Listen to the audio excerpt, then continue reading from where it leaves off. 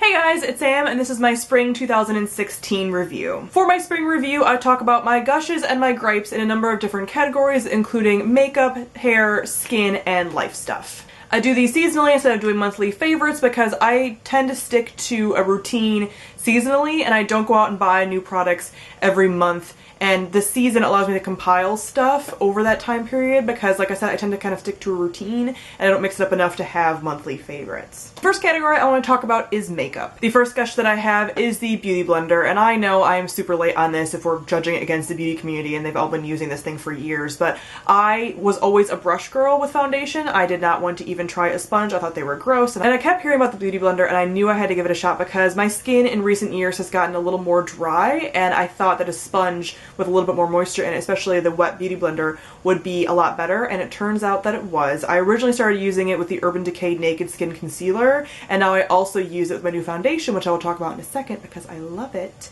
But this is wonderful. I love the natural kind of look it gives. I know that it can do a lot more with full coverage and stuff. I just tend to not like full coverage foundation for myself anymore at this stage of my life.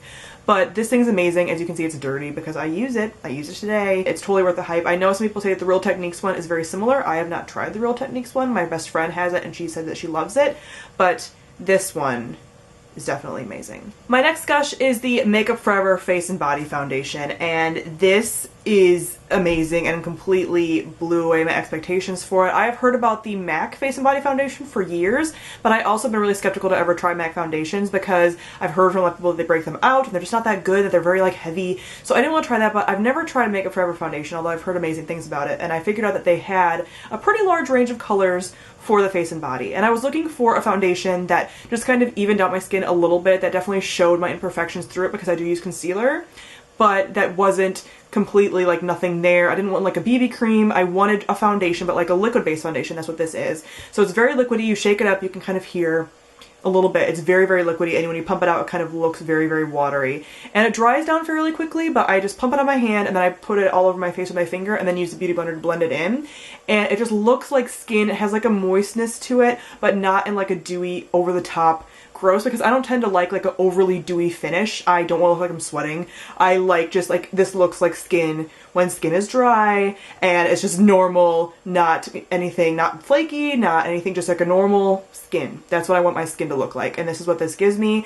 I bought this especially because I was going to Chicago for an event, and I loved it with that. It lasted all day. I did use the Urban Decay All Nighter Spray on top of it, but even without that, I feel like this would have lasted all day. It's so nice. It doesn't like gum up. It doesn't like cling to patches of like dry skin. I don't have like overly dry skin with like a ton of flaking. I just have like a little bit of flaking that you can tell really close up maybe, but it didn't cling to any of that. It looks good with everything. It was awesome. I love this. It dries down, like I said, a little bit quickly, but not too bad. So you do have to work quickly with like a Beauty Blender or like a brush. I've never tried it with a brush, just a Beauty Blender, but it's awesome. I'm gonna stop talking about it, but it's amazing. I absolutely love it. Another gush of mine is Makeup Geek eyeshadows. Now I have a lot of them that I put in this Z palette. Not all of these are Makeup Geek. These are obviously Inglot. There's one MAC in here, but the rest of these are all Makeup Geek. And I've been meaning to try Makeup Geek forever because Marlena was the absolute first beauty guru I ever found on YouTube, like over 5 years ago. So I've been wanting to try her stuff and I just kept not, because I always want to swatch stuff in stores and I wasn't really sure, but eventually I decided I wanted some warm eyeshadow. So I wanted to try some of these like reds and stuff. And every palette I was looking for, as far as like Urban Decay and stuff, just didn't have the reds that I wanted, and I saw that she had a lot of warm eyeshadows and I was like, you know what, I'm just gonna give it a go. So I went and spent probably like about a week looking up swatches in different skin tones because I'm very light, so I needed somebody that had the same kind of undertones as me and the same fairness to kind of see. So I ended up choosing some, and I use them all the time now, and I absolutely love them. So I would say that my absolute favorites are these four right here. I could honestly take these in a quad and have my favorite smoky eye wherever with a warm smoky eye. I used to be a cool tone girl, like all the time, only cool tone smoky eyes, and now these are like my absolute favorites. It's like a grungy red smoky eye. It's so great. So the first one is kind of a cult favorite, and that is Cocoa Bear. This is a very warm brown, and look at that. I usually would have never picked this up because, like I said, not a warm tone girl, but it's amazing. And they're very buttery, very easy to blend, and are just really pigmented and beautiful. Oh my god. My absolute favorite that I picked up is probably Roulette. This is more of a like shimmery shade, but it's not overly glittery. It doesn't have glitter particles in it. It's just beautiful. It goes on so well. I use it whenever I do a warm smoky eye now, and it's absolutely gorgeous. It looks really good with like pale eyes like mine, and it just brings out like that blue, and it's just, it's so pretty. It is my favorite shade from her, absolutely. Like, I will buy as many of these as I need to always have them on hand. It's like a kind of, it looks almost orangey right now, but it definitely kind of leans more red when it's on the eye. It's amazing. It's so pretty. I can't. And these next two are kind of similar. They're different enough, and they look a lot different on the eye. Not like a lot, but they look different enough that they add kind of dimension to it, so I love them both. The first one is Cherry Cola, and this one is a very dark red, berry-y, but not tone. It's really pretty. It's a matte, and it's amazing. Now the mattes do, because they're just mattes, not blend as easily, but these are really good for mattes. That is that one right here at the very top. And the last one is another cult favorite of hers, and that is Bitten, which again is another very dark kind of red, not really brown, but again it's more of a matte. It's amazing. It's so pretty. It's, oh my gosh. And I do feel that Bitten does blend a lot better than Cherry Cola, but Cherry Cola is just that tad bit darker, so it really just darkens it out. But this one, yeah, it's amazing. But Makeup Geek eyeshadow is my absolute favorite by far. I used to be an Urban Decay girl. I only got Urban Decay palettes. I have the Naked 1, Naked 2, and 2 of the Vice palettes, and I do love them. But these shadows are like so much better in my opinion, and you get a lot more for your buck. Like, they're fairly inexpensive, and I just, the colors are so pretty. So I do want to build like a whole Makeup Geek palette for myself over time. Definitely. The next gush is actually a mascara, and I have had a long, arduous battle with mascara because I cannot find one that I liked for the longest time. I tried every different kind. I tried like higher end stuff. I tried a lot with the Benefit and like the Benefit like Roller Girl and just all these different high end, you know, Lancome, low end stuff, everything. And nothing was working for me because my lashes are long, but they stick straight out and they do not hold a curl for the life of them. So I would even get comments in videos before I started wearing false lashes on a regular basis. I would get comments in videos about how like, why don't you wear mascara? And I'm like, I do. Obviously I have like a whole face of makeup. Obviously I wear mascara, but like no one could see them because they just stick straight out. They're a lot more noticeable in person, but like it was just a huge mess. So I was looking for mascara for the longest time, and then someone recommended the Maybelline Full and Soft in waterproof. This is amazing. I have never had a mascara that actually holds my curl ever. And this is just like a normal wand. It's not anything special. It's just like the normal like old stereotypical wand. And it's awesome. It's a drier mascara, and I need a dry mascara for my lashes because the heavier, wetter mascaras will just have them fall down. And it just doesn't work. But this is amazing. Like, you can really tell even on my lower lashes right now because I use it for that.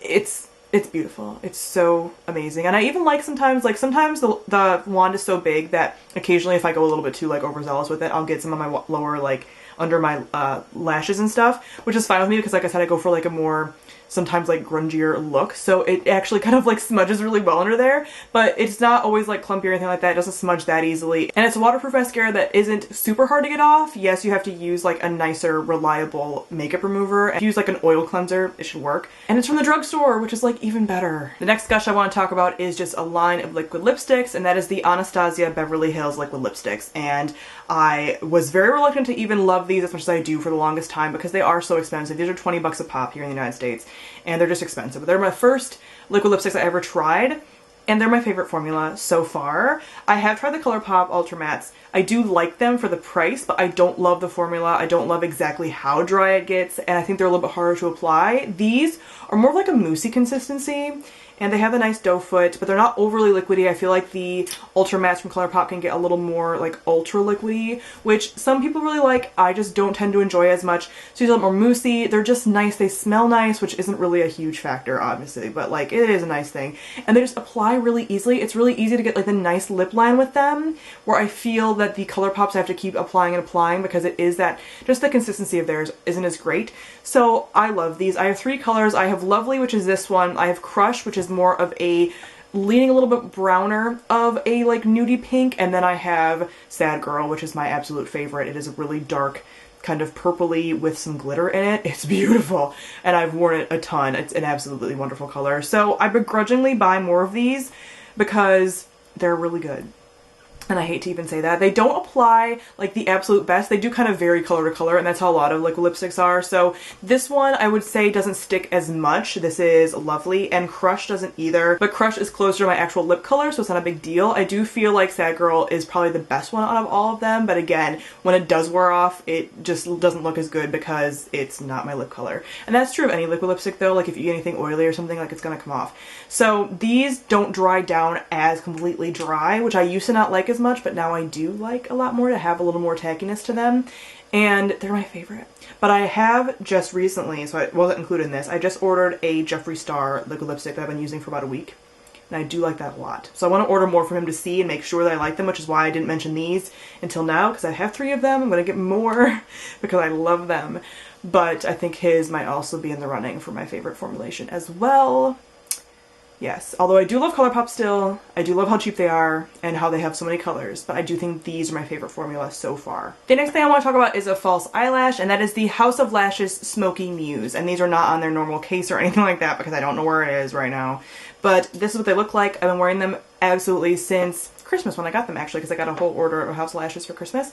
They're really full, they're really dramatic, they basically touch my eyebrow, I don't care. They're completely almost the same length all the way around. So these ones that I'm wearing now are a little more tapered, but these are just beautiful and full, and they just look really good. If you have it with like a smoky eye, it's amazing, but they're just long and full and thick and wispy, and they're just everything. When I first saw them, I was like, these are gonna be way too dramatic, oh my god.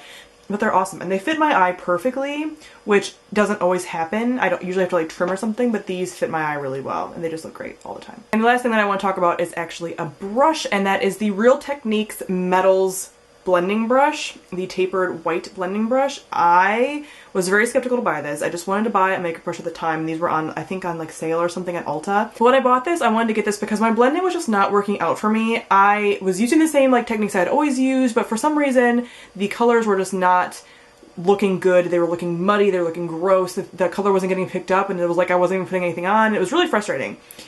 This just goes on like butter. These are synthetic, so it's even nicer where it doesn't pick up a ton of the color and not transfer it to your lid. It just picks up just the right amount. It blends beautifully. They're super soft, and they're a little bit higher end than their normal Real Techniques brushes, but they're not so high end that they're really like out of people's budgets and stuff. Like you can definitely save up for this. It looks beautiful. It's really nicely constructed, and it hasn't fallen apart. I have washed it. It's been fine, and obviously, like I said, I use it because I used it today. I previously, for years, have used the MAC 217, which is their typical white goat hair blending brush, and this is them kind of side by side.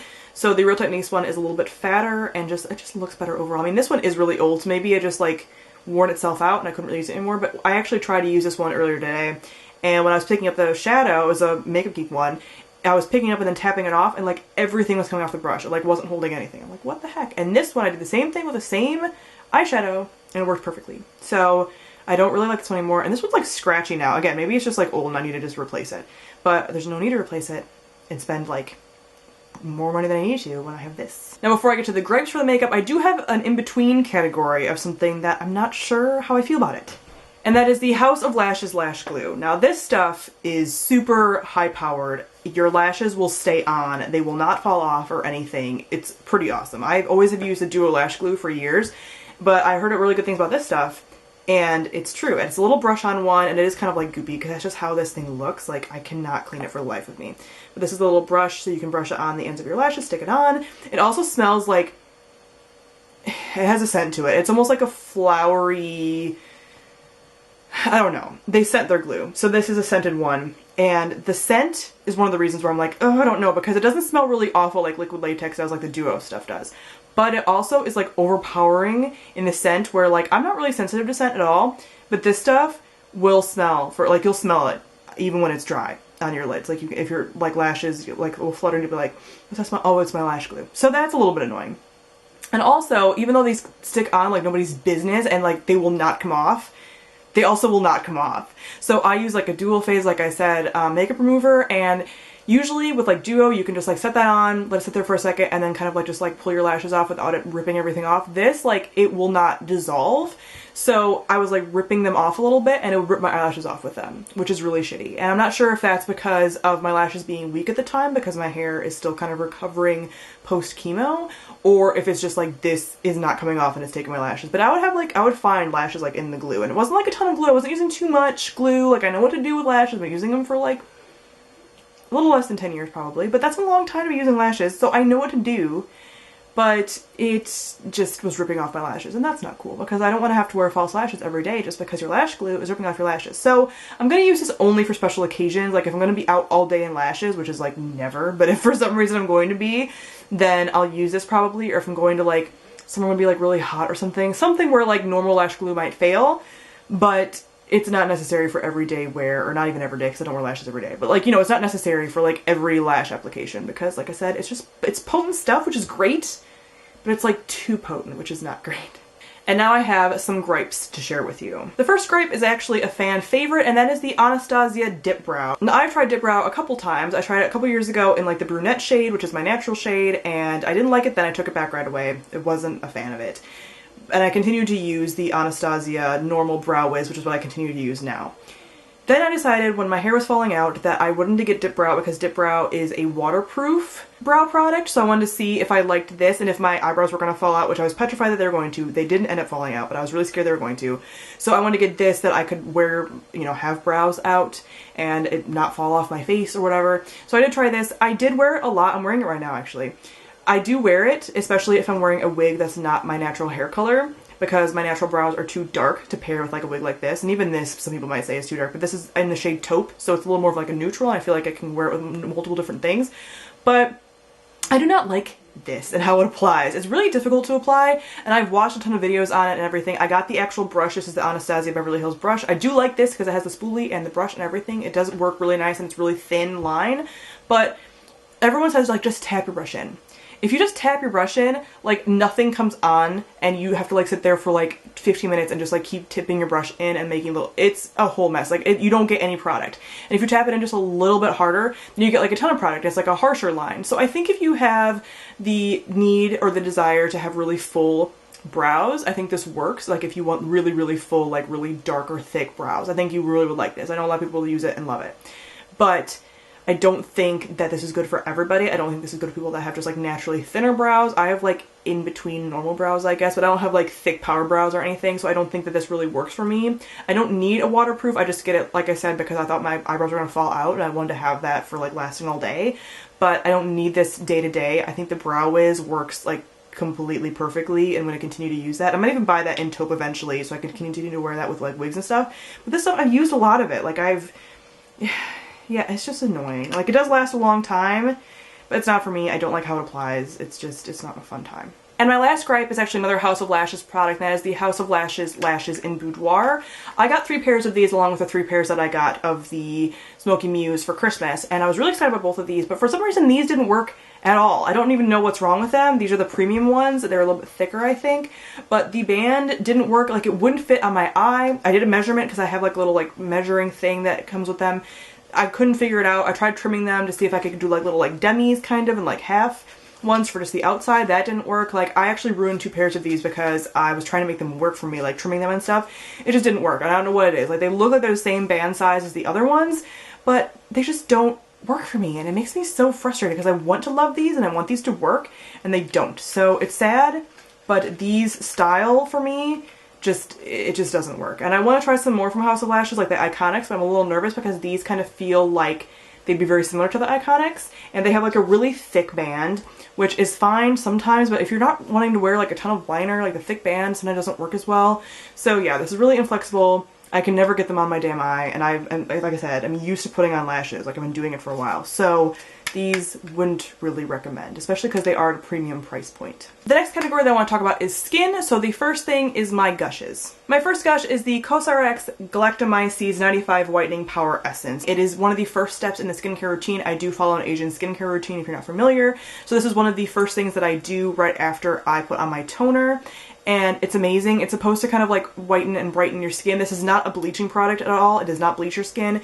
Whitening in most of the Asian skincare community is just brightening. So this definitely brightens my skin, and it fades any kind of hyperpigmentation that I have. So I tend to kind of scar up a little bit from like zits and stuff. So like this zit over here is going to be red for like 6 months. But with this, it might be red for more like 3 months. Like it just takes down the redness completely and just fades any kind of like marks that aren't supposed to be there, and just really brightens your skin and makes it look a lot more luminous, which I absolutely love. I've used about half of it, and I've had this since February. So this is kind of, I use it every day, twice a day, about 2 pumps each. And it's just going really, really slowly. It's wonderful. It's amazing. I love it. My next gush is the My Beauty Diary face masks, and these are sheet masks, and I absolutely love them. I've used a few varieties now. I just made a huge order from beauteous.com, which is amazing. I'll talk about more in future videos because our customer service is on point. But I tried a bunch of different varieties, and right now I've tried the Black Pearl one, and I think that was my favorite so far, but I've ordered a bunch of different ones as well. I'm going to see which ones I like the most, but they're a very thin sheet mask. They fit my face wonderfully, and they don't make you look like a crazy serial killer like walking around your house. Like they're very thin, they just stick really nicely, and I can use them for about an hour without them drying out. Like, typically speaking, it's recommended to use sheet masks for like 30 minutes, but these have so much essence that I can use them for like an hour. I also pour on more of the essence out of the bag and like splash it on my face, and I can use more of the essence like down my chest and like on my arms and stuff because there's so much in the bag, and they're like a more of a bargain brand. You can get them on Amazon. You can get them from a lot of like Asian beauty supply stores, but they're awesome, and for the price it's amazing, and I'm going to continue to buy more of them because they're top notch. I then have a few in between things, which again I'm not sure if I like or not, and the first thing is the Dr. Jart Ceramidin cream, and I got this because I was really struggling when I was starting my Asian skincare routine to have enough moisture. Like my face still felt really dry, and it kind of like hurt or be like a little bit itchy, and so a lot of people recommended that my skincare didn't have enough moisturizing properties. So I got this because I was at Sephora, like I needed it. It was, my skin was hurting, I didn't like what was happening, so I got this because a lot of people recommended it, and I do really love it. It was like instantly quenching. It wasn't, again, oily or anything like that. It's a thicker cream, and it smells kind of like earthy. I really like the smell. It's really nice, but it is more of like a luxury product, and it is really, really nice and like instantly rejuvenated my skin. My skin feels great like every day, and I only use it at night, but it might be breaking me out. I'm not completely sure if it is or not. Like my skin's been going through a lot of weird changes with like chemo and stuff like that, and just like stress. So I have like this little zit that is like not going away no matter what I do. And I have a couple of like little blackheads on like random parts of my cheeks, which aren't like completely awful. Like you can't really see them, and I can like get them out with like a mask and stuff. But I'm not sure if this is the cause. I know it does have like some like fatty alcohols in it, which breaks some people out. But I also am really skeptical to just stop this because then my skin will go back to being like dry and uncomfortable, where like I can cover up like a zit. Like if I have like a little raised bump or like it's really not even a zit usually. Like this one isn't really like a zit. It's not a whitehead. It's just like a clogged pore. So I kind of feel like it might be doing that, but I can't guarantee that. So I'm kind of just going to keep using this because I really like it. But I might try to find like an alternative and see if it's like doing the same thing, or try to see if I can get some more moisturizing stuff to my routine and then kind of phase this out and see if those things go away, or if it's just my skin, then I can bring it back in. Stuff like that. So again, I can't fully recommend this, but I love it, so I want to recommend it, but yeah. Now I want to get onto my gripes. The first one is the Tosowoong Pure Propolis Sheet Mask. This one was one I was really excited about. I'd heard really amazing things about Propolis and whatever. It's supposed to be really calming, it's supposed to be really soothing, it's supposed to be really moisturizing, all these things. So I finally got this mask, and I got a whole box of them, and I don't really like them. It's really sad. It doesn't really do anything for my skin. If anything, it might clog it a little bit too, which really sucks, and I'm not sure if that's because I am allergic to tree sap, which some people say that if you are allergic to like pine sap and stuff like that, that these kind of like propolis products aren't really good for you.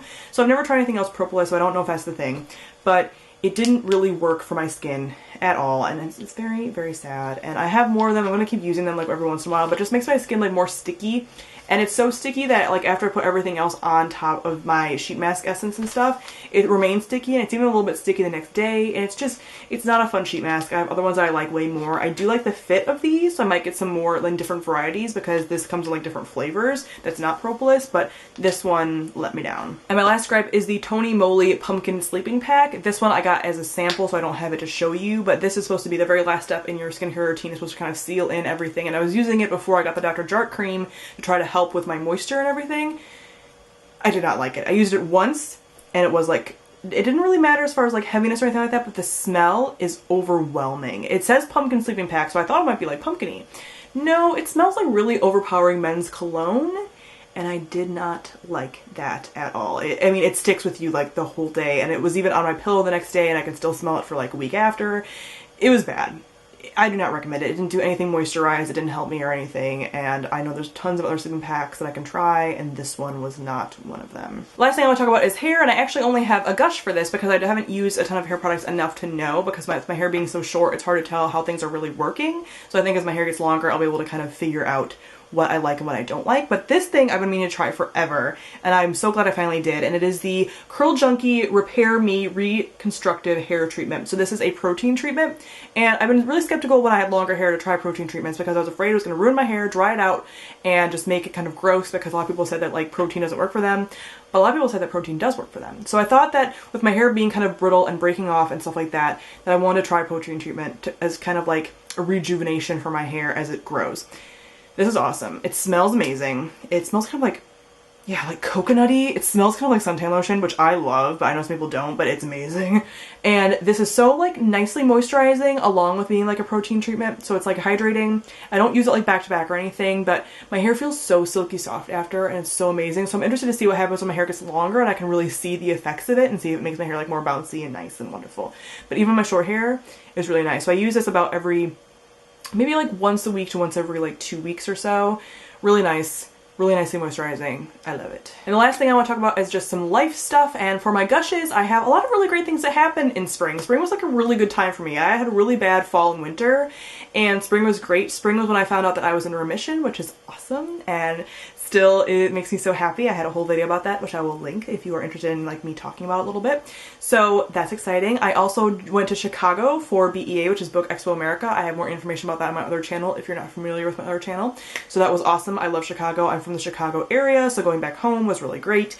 And Chicago is a beautiful city and amazing, and I sometimes regret not moving there when I was younger and instead moving to the East Coast. But I do love things about the East Coast, but Chicago is where my heart and my home is, and I absolutely love it. And I also got a puppy shortly after coming back from Chicago. If you follow me on Snapchat, you've probably seen her. If you don't follow me on Snapchat and you want to see her, you should probably follow me on Snapchat. Her name is Tally, and yes, that is like Tally from Mass Effect, my favorite video game franchise of all time. She is so super cute. She is a mix. We are not sure exactly what she is. They said that she was a Cavalier King Charles Spaniel mix, but we're not really sure. She doesn't really have quite the look of that, so we're gonna kind of get her tested and see if we can find out the breed exactly, because you can get these like tests that aren't completely 100% conclusive, but you can kind of get a better idea because we're not sure how big she's gonna get. She is adorable and awesome, and I love her. And the last life thing is Witcher 3. My partner and I have been playing through it together. I typically watch him play because he really wants to play the game and he wouldn't really let me play a lot, but we kind of play together, we make choices together and stuff like that, and I do some of the things that he can't do because like he's really bad at like the racing and like some of the fights and stuff like that, so we'll kind of trade off. We've basically been playing it together, like he doesn't play it unless I'm there, etc, etc. So we just finished the main portion of the game, currently doing some DLC. The game is freaking amazing. It is so good. I love everything about it. It's the best like RPG I played in a long time. Like it blows stuff like Skyrim out of the water, and I played Skyrim. It blows it out of the water. It's amazing. Like the characters and all the things you get to do, and just like the missions aren't repetitive, and it's just so good. So I'm really excited for that production company's next project, which is, I forget, I think it's Cyberpunk 2077, I think is the name of it, but that's supposed to be like an even bigger, even better game set in like the futuristic time period, and it's gonna be awesome. So I love the game. It's so good. Geralt is my husband and Yennefer is my like wife, and I just love both of them so much. I love all the characters, I love the gameplay, I love all the monsters. It's so good. And I don't really have any gripes at all for life right now. Everything's been going really well. I'm really excited about a lot of things, and yeah, I don't have anything that I really feel like complaining about. So life is good and I don't have any gripes, but I'm sure in future months and future seasons I will. But just this season has been really good. I don't have anything to complain about. So comment down below and let me know some of your gushes and gripes for the spring season. Thank you all for watching, and I'll see all of you guys soon. Bye!